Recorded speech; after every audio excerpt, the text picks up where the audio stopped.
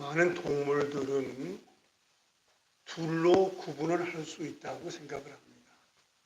한 부류는 들에서 혹은 산에서 자기 멋대로 자라가면서 먹고 번식해 가는 짐승들을 둘 수가 있겠고요. 또 한 부류는 어떤 사람의 집에서 사람들의 사랑을 먹으면서 사료를 먹으면서 자라가는 가축들로 구분할 수 있습니다.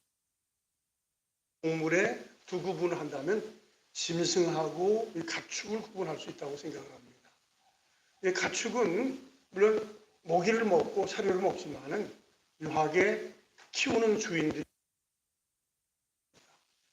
양도 마찬가지고 소도 마찬가지고 특별히 그 가운데 개는 참 특별하다고 생각을 합니다. 옛날에 개팔자가 상팔자라고 얘기했는데 그건 옛날 얘기고 지금은 개팔자가 상팔자지요. 그렇잖아요. 이제는 아마 얼마 지나면 단어가 바뀌어지자고 생각을 해요. 뭔가 하면 이제 개라는 단어를 쓰지 말자. 개가 생긴다고 생각을 합니다. 뭐 개라는 단어가 나빠서가 아니에요. 근데 이게 가지고 있는 이미지가 있기 때문에 꼭 개 같아. 개처럼 그러면 되나? 거기 달려서 그 이미지가 좋지 않기 때문에 단어를 바꾸자고 하는 운동이 생기리라고 생각을 합니다. 근데 개 지금 이미 바뀌어진 단어가 있어요. 한동안은 주인들이 사랑하는 개를 애완견 그랬는데 애완견이라고 부르지 않거든요. 이제는 반려견이라는 거예요. 반려견. 그 굉장히 큰 차이가 있는 거예요. 세상에 애완견이라는 말이 얼마나 좀 애완견이라고 하지 않고 반려견이라고 불러가요. 그리고 개를 같이 키우다가 죽게 되면 화장을 하고 그리고 산소를 만들어 드리고 지금 비석을 세우는지 모르겠어요. 그리고 그에게 개들에게 유산을 물려준다는 얘기를 하잖아요. 근데 그 유산을 어떻게 쓰는지 모르겠습니다. 자, 그런데 어쨌든 가축도 마찬가지. 이 가축 안에 소라든지 개들의 공통점이 하나 있습니다. 어떤 순간에 있어도 집에서 키우는 개는 주인을 물지 않습니다. 그리고 집에서 키우는 소는 주인을 받지 않습니다. 그건 뭐 배워서가 아니에요. 그런 얘기 하잖아요. 한 번 해병은 영원한 해병이다. 한 번 그 집에서 키워지면 그건 뭐 그 집에 사는 거예요. 이제 대통령이 바뀌어지면서 여러 가지 얘기들이 있어요. 그 가운데 대통령이 외국 정상들을 만나게 되면 상호간에 선물을 주기도 하고 받기도 하는데 어쨌든 받는 모든 선물들은 대통령이 준 것이 아니라 국가에 준 것이기 때문에 손대는 게 아니랍니다. 다 국가에 보관을 해놓는다는 거예요. 자, 그런데 하나가 문제가 되더라고요. 그게 뭔가 하면 남북 정상 여기서는 진돗개를 드렸고 저기서는 풍산개를 주셨어요. 근데 풍산개를 그렇잖아요. 풍산개를 이게 그 대통령께서 청와대에서 키웠는데 본인이 빠져나오면서 그거를 그냥 둬가지고 딴 사람이 키운다고 하면은 어째 그거 고민일 것 같아요. 개는 어찌 주인이 키우는 거지. 이 국가에 있기 때문에 국가에 바친다고 그거 안 되지 않나 하는 생각을 해요. 어쨌든 그렇습니다. 이 가축이라는 것은 소위 한 번 정들면 한 번 그때 배반하지 않아요. 뭐 그런 얘기 하잖아요. 백은망덕이라는 말이 있는데 은혜를 받고서는 배반을 하기도 하고 그리고 많은 덕을 받았는데 덕을 잊어버리는 백을망덕하는데 어쨌든 가축들 사이에는 없는 것 같고요. 많이 있는 것 같아요. 자, 오늘 이 말씀 우리가 잘 아는 말씀 아닙니까? 얼마나 익숙한 말씀이에요. 얘기 다시 조금 한번 다시 하지요. 그래요. 어느 지역에 돈이 많고 돈이 많은 아주 마음씨 좋은 사람이 있었어요. 그 사람이 머리 이제 타국으로 가게 되지 않습니까? 그러면서 그 동네에 뭐 젊은이들, 뭐 나이 들으신 분들, 뭐 그런 사람들이 생각하면서 야, 할 일이 없어서 이렇게 논다는 것은 참 안타깝다라고 생각을 하고 아마 자기가 가지고 있는 땅인 것 같죠. 이 땅을 개간을 해가지고 거기다가 퇴비도 많이 넣었을 것 같아요. 그리고 포도나무를 심었는데 아마 좋은 포도나무를 심었을 것 같습니다. 그래가지고 이거는 내가 농사할 것이 아니라 이 지역에 살고 있는 사람들 가운데 노는 사람들이 줘야지 그 생각을 가지고 한 거예요. 그래서 대비 주고 그리고 포도나무 심고서는 그리고 세 가지를 더 하지 않습니까? 하나는 뭐를 하는가 하면은 울타리를 쭉 이 사람한테 줘야지 전사 사람수가 나름대로 울타리를 쳤던 것 같아요. 그래서 울타리 치는 건 그거거든요. 특별히 이 포도 같은 경우에는 여우가 그렇게 좋아한답니다. 그래서 야생 여우들이 들어와서 포도를 따먹지 못하게 보호를 하고 그뿐만 아니라 사람들이 와서 남의 포도 따먹을 수 있지 않습니까? 그래서 다 그 울타리를 쭉 전부 다 쳐놓는 거예요. 꼼꼼하게 하지요. 그리고 나서 또 뭐를 하는가 하면은 포도즙을 짤 수 있는 틀을 만들어 놓습니다. 이 포도는 알 자체도 맛이 있지만은 그러나 포도즙이라든지 포도주를 또 해먹기도 하는데 그 포도즙을 만들기 위해서는 큰 그릇 같은 데다가 그걸 집어넣고서는 질기는 거거든요. 그래가지고 즙을 쫙 만들어가지고 뭐 그 당시에는 포대 같은 게 없었겠죠. 그릇 같은 데 집어넣어가지고 먹으면은 이게 포도당 얼마나 좋은 영양이에요. 그래서 그냥 주지 않고 포도즙을 짤 수 있는 틀까지도 만들어줍니다. 그리고 또 한 가지를 추가해서 만들어줍니다. 그 뭔가는 망대를 씌웠다고 하는 거예요. 망대라는 것은 에다가 놓은 거지요. 그래가지고 집을 하나 높이 져준 거예요. 같은 겁니다. 그래가지고 행여나 새끼나 들어오나 동물도 들어오는 걸 살피기도 하고 그리고 사람들이 와서 포도 따먹는 거 아닌가. 그리고 그걸 망을 볼 수 있는 원두막을 만들어 놔요. 그래 어려서 이 여름철에 원두막에서 잠자는 것 그 맛은 참 원두막에서 산다는 게 아주 스릴이 있거든요. 그게. 그래서 원두막까지 설비 만들어 놓습니다. 자 그리고 나서 이 사람 저 사람 불러가지고 당신은 이 포도원 쓰시오. 당신은 저쪽 거 저거 쓰십시오. 그리고 나눠줬어요. 그러면서 이거는 그냥 주진 않습니다. 한 가지 조건이 있습니다. 세를 정합시다. 해가지고 얼마나 흥정해야 되는지 알 수 없습니다. 보통 반반을 한다고 나오더라고요. 근데 어쨌든 해가지고 이거는 당신 앞에 그냥 주는 것이 아니라 주인을 분명히 나고 여기 농부라는 표현을 썼는데 사실은 엄밀히 말하면 청직이라는 말을 계속해서 쓰는 게 맞다고 생각을 해요. 근데 내가 주인이고 이것은 당신들이 농사를 짓지만은 청직입니다. 그래서 열심히 농사를 져가지고 반 정도는 나한테 보내주고 반 정도를 당신은 가지십시오. 이렇게 됩니다. 그리고 나서 이 사람은 그 지역을 떠나게 됩니다. 자, 떠나는 과정을 한번 생각해 보십시오. 그 주인이 떠나는데, 야, 세상에. 아니, 이렇게 먹을 것을 다 해주고 떠나니 얼마나 감사한지. 아, 그래, 자주 내가 연락을 드릴게요. 선생님, 카톡 가지고 있으면 카톡 문자. 뭐, 그 당시에는 없었겠지만, 뭐, 이거 잘하면서 잘하는 모습도 다 사진 찍어가지고, 뭐, 보내드리고, 뭐, 그런 마음이 있었으리라고 생각을 해요. 그리고 아내가 있었다면 아내는 헤어지면서 막 그렇게 이거 뭐 들어가지고 막 눈물을 흘리면서 이렇게 고마울 수가 없습니까? 진심으로 막 그랬을 것 같아요. 그리고 아이들은 주인이 가지고 가는 틈도 내가 틀어드릴게 내가 틀어드릴게 그래서 뭐 난리법석을 피면서 뭐 헤어지면서 막 눈물 흘리면서 헤어졌지 않겠는가. 진심에 우러나는 이별이 있지 않았겠는가 하는 생각을 합니다. 그리고 나서 그 청직이라는 표현을 쓸게요. 청직이들이 거리를 이 포도원이 이제 우리가 관리하는 포도원이 됐다. 잘 가꿔야지 해가지고 자라는 풀 뽑고 주변에 퇴비를 더 넣기도 하고 그 당시에 농약이 있었는지 모르겠습니다만 농약을 주면서 진짜 정성을 이렇게 가꾸는 거죠. 저 정성을 이렇게 가꾸는 거예요. 그러나 어쨌든 다른 그리고 주인에게 드릴 것이고 나는 나대로 간다는 그 생각을 가지면서 정성을 계속 갖고 쓰려고 생각을 합니다. 그게 얼마가 지났는지 몰라요. 2년이 지났는지 3년이 지났는지 지나고 나서는 주인이 자기 집에 있는 종들을 보냈습니다. 보냈는데 여기 보면 첫 번째는 3명을 보낸 것 같아요. 그래 가가지고 이 집 저 집 다니면서 새를 가지고 와라. 그걸 요즘 같은 온라인을 처리하겠지만은 그 당시에는 이제 돈을 주든지 하든 뭐 그랬더니 막 엉엉 울고 난리 피고 하더니 완전히 사람이 바뀌어진 거야. 완전히 포도가 돼버린 거예요. 아, 그래요. 인심은 조석변이라는 얘기 참 맞습니다. 사람의 마음은 끊임없이 변화가 일어납니다. 이건 포도원에 이거 행하는 것보다도 우리의 마음도 끊임없이 바뀌어지는 거예요. 하나님의 일을 크게 체험할 때는 그 은혜, 그 감격 신음 하나 썼습니다.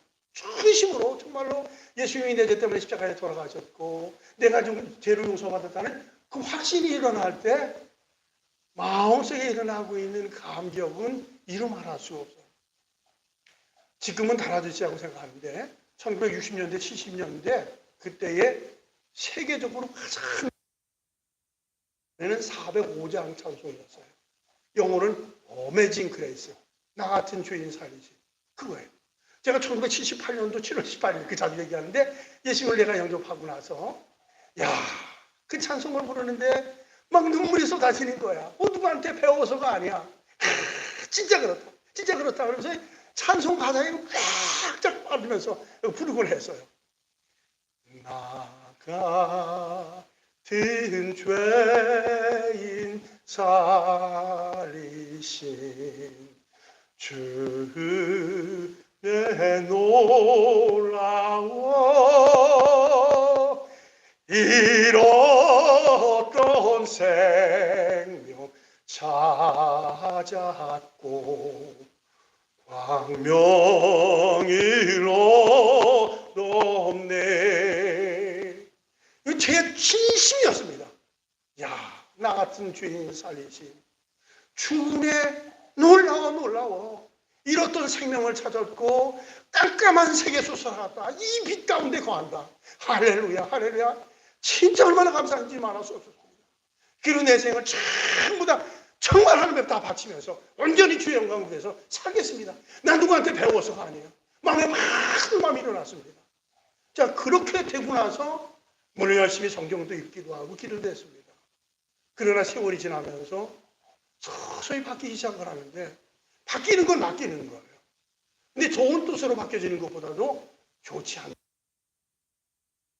생각 속에서 그리고 행동 속에서 하나님 보시기에 감당하지 못한 것들이 나타나요. 그야말로 변질되고 타락되는 것, 그거 참 막기가 쉽지 않더라고요. 정말로 예레미야가 말한 것처럼 만물보다 심히 부패한 것이 인간의 마음이구나. 제 속에 계속해서 그것이 있었습니다. 그래, 내가 구원받은 사람인데 정말 하나님 기쁘시게 살아가야지. 그런가 하면 삶을 조정해 보면 있는 것 전부 어쩔 수가 없었습니다. 자, 다시 말씀드리죠.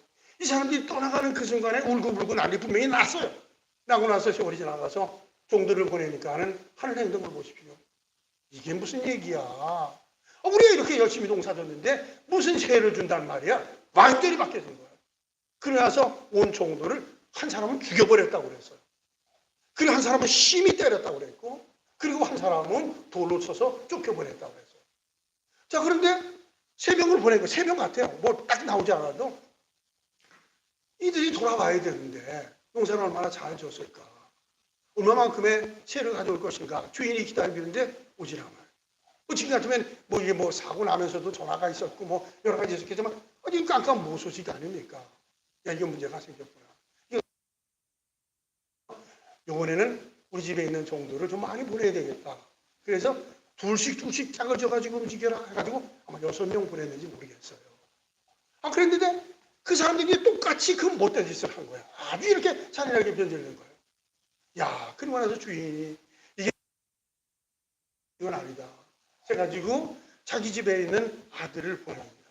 아들을 보내서 아무리 그들이 이렇게 했다 할지라도 내 아들을 보내면 나를 본 듯하면서 달라질 거예요. 그리고 아들을 보냈어요. 그랬더니 웬일입니까? 그랬더니 아들이 다 온 후에 그 총지기들이 긴급 회의를 한 거예요. 다 모여. 우리 어떻게 무슨 조치를 취하자 해가지고 긴급 회의를 합니다. 여기 보십시오. 이 말씀 가운데 보면요.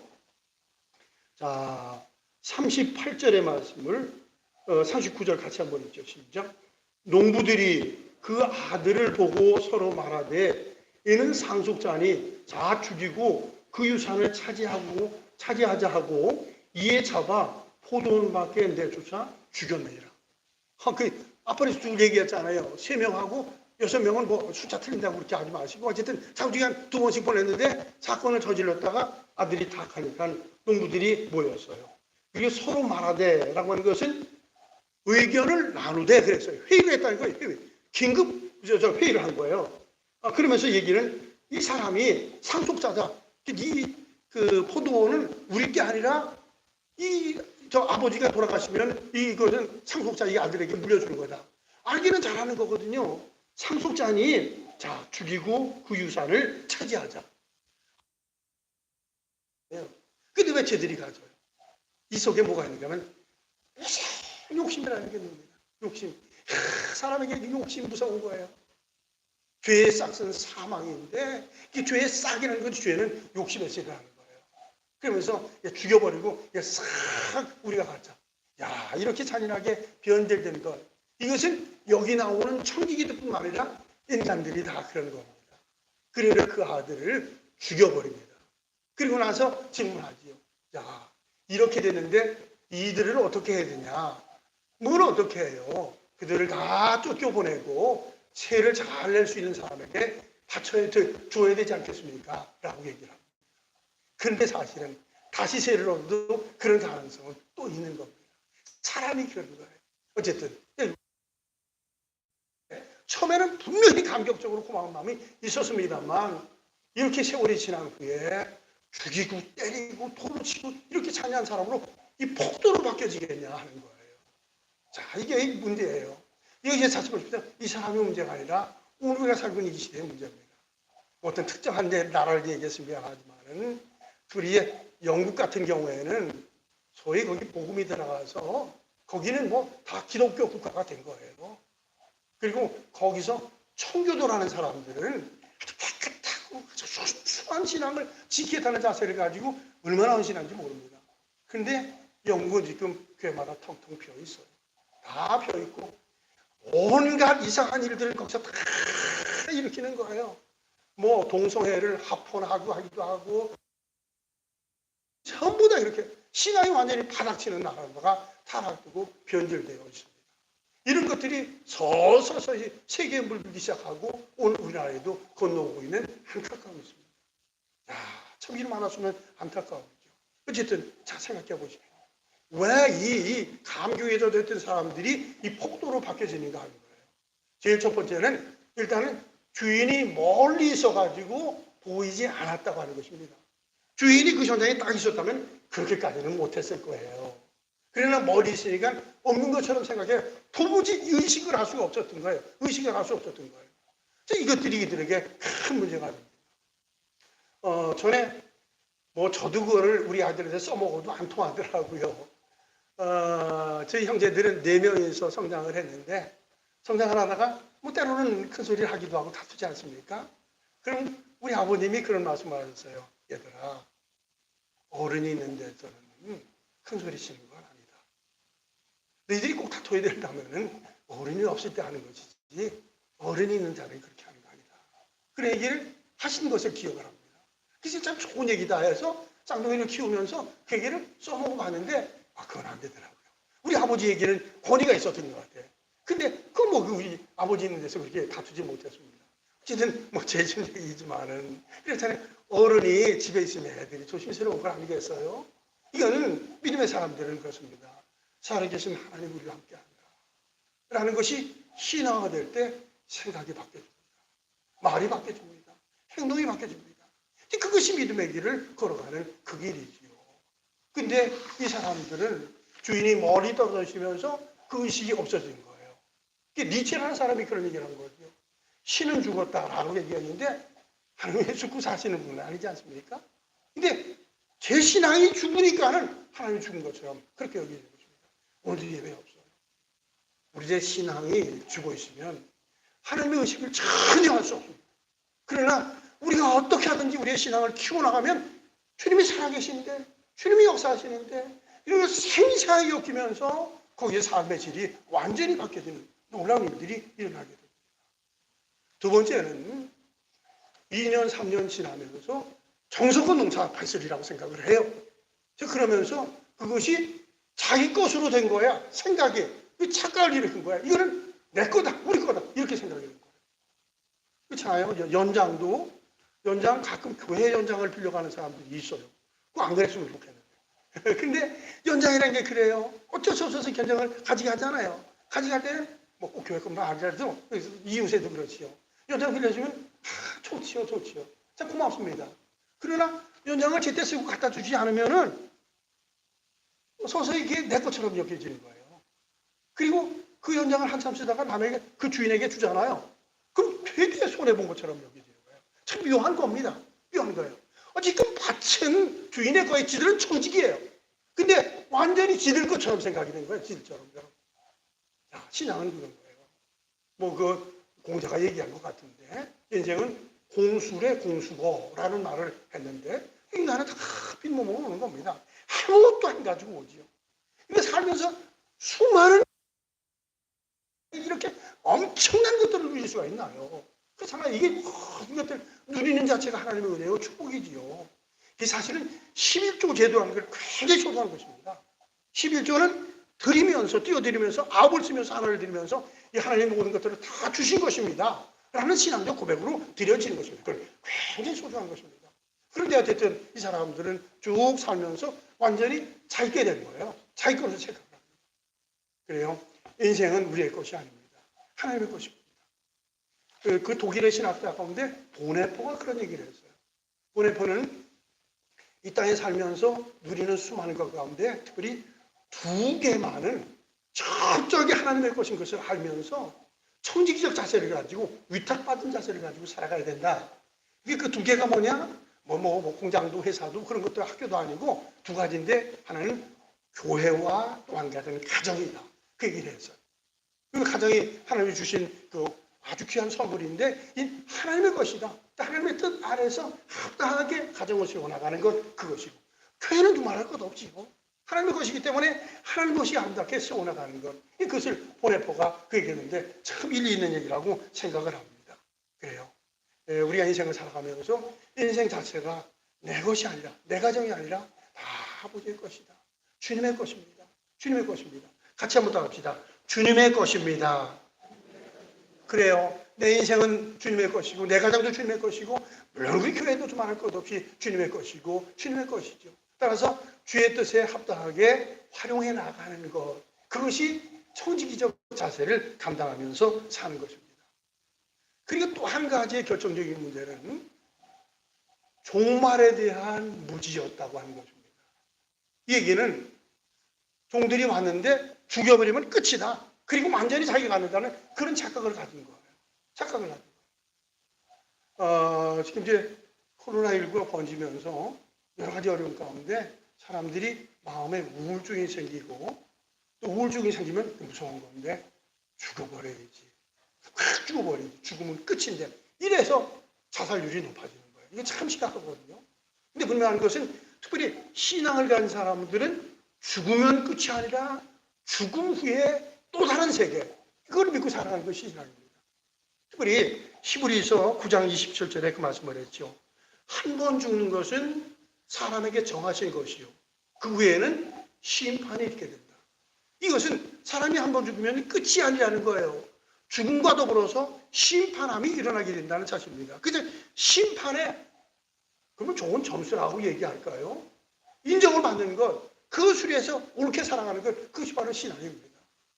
바울의 삶은 참 놀랍지요. 특별히 디모데후서 4장 7절 8절은 내가 선한 싸움을 싸우고 믿음을 지켰으니 이제부터는 나를 위하여 의의 멸관이 예비되었으니 내게만 아니라 주님의 나타나심을 사모하는 모든 자에게니라. 이게 뭐니? 인생이 참 선한 싸움을 싸운 거예요. 근데 인생이 끝마치면 끝나는 것이 아니라 거기에는 평가가 있고, 그래서 의의 멸관이 씌워질 것을 기대하면서 죽음을 맞이하는 놀라운 일들을 볼 수 있습니다. 전도서에도 그런 말씀이 있습니다. 전서 12장에 보면은 하나님 모든 행위와 모든 은밀한 것을 선악간에 심판하시리라. 하나님 모든 것들을 다 심판하신다는 얘기예요. 특별히 요한계시록 20장의 말씀은 소위 말해서 백보자 심판이라는 것이 나옵니다. 거기가 백보자 심판이에요. 요한계시록 20장에 이 사람이 죽어서 하나님 앞에 다 서게 됩니다. 근데 근거를 가지고 심판하는 거예요. 근거를 가지고. 근데 그때에 두 책이 있습니다. 하나는 생명록이 있고 하나는 생애록이 있습니다. 그 안에 들어오는 데는 생명록에 기록되어야 들어오는 거예요.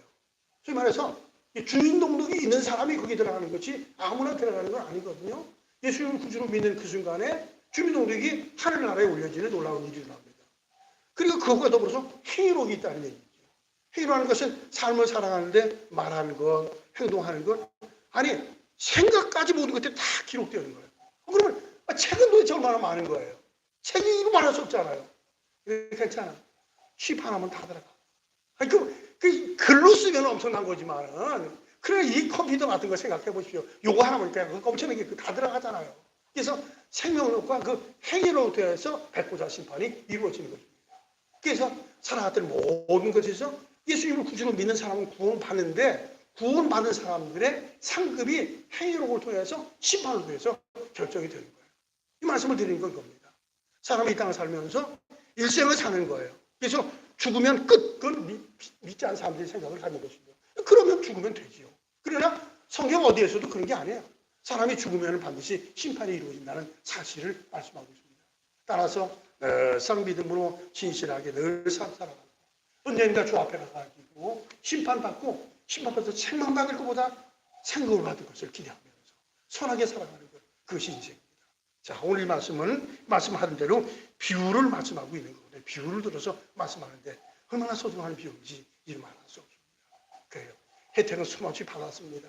받고 나서는 완전히 변달돼가지고 타락한 사람으로 바뀌어지는 그 삶을 살아가는데, 최소한 우리는 예수 그리스도에서 구주를 믿고 구원받은 사람은 이 땅을 참 주의 은혜 가운데 기억하면서 그래서 순간순간을 감사하며 살아가면 그것이 하나님을 기쁘시게 하는, 소위 말해서 영광의 삶을 살아가는 거예요.